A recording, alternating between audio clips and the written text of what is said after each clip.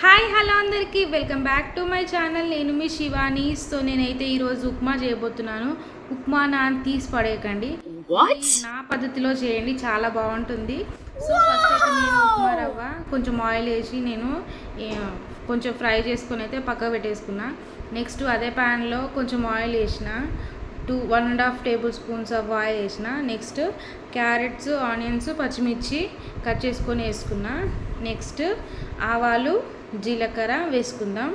ఇవి కొంచెం ఫ్రై అయితే సరిపోతుందండి, మరీ ఎక్కువ ఫ్రై అవసరం లేదు.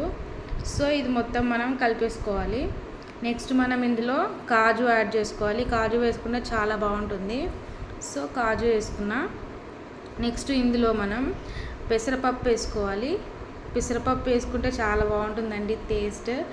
అండ్ ఇందులో శనగపప్పు కూడా వేసుకోవచ్చు ఇష్టం ఉంటే. సో ఇవన్నీ కొంచెం మనకు ఫ్రై అయిపోతే సరిపోతుంది.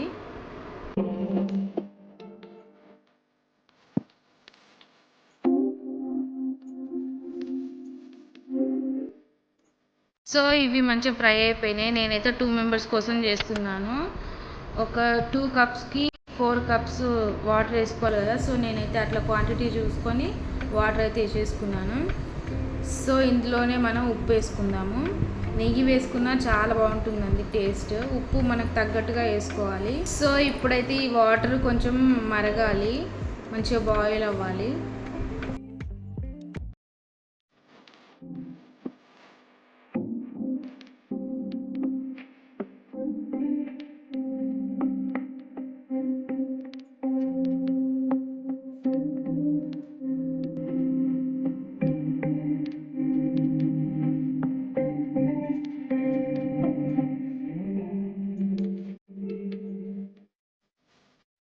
సో వాటర్ అయితే మంచిగా బాయిల్ అయిపోయినాయి. నెక్స్ట్ ఇందులో పాలు వేసుకోవాలి కొద్దిగాని.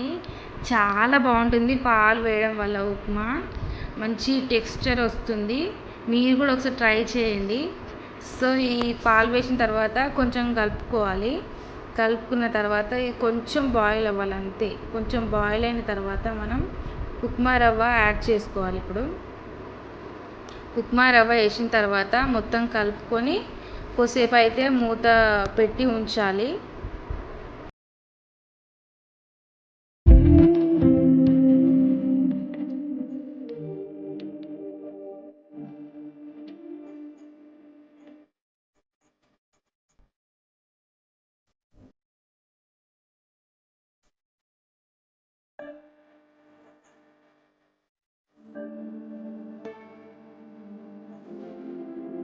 సో మనకు రవ్వ మంచిగా ఉడికిపోయింది. ఉప్మా అనేది మనకు రెడీ అయిపోయింది. ఇందులో మనం లాస్ట్లో కొత్తిమీర యాడ్ చేసుకోవాలి కదా. ఉప్మా చాలా బాగుంది కదా. సో మీరు కూడా ఇంట్లో ట్రై చేయండి. వీడియో నచ్చినట్లయితే లైక్ చేయండి, షేర్ చేయండి, కామెంట్ చేయండి, సబ్స్క్రైబ్ చేసుకోండి.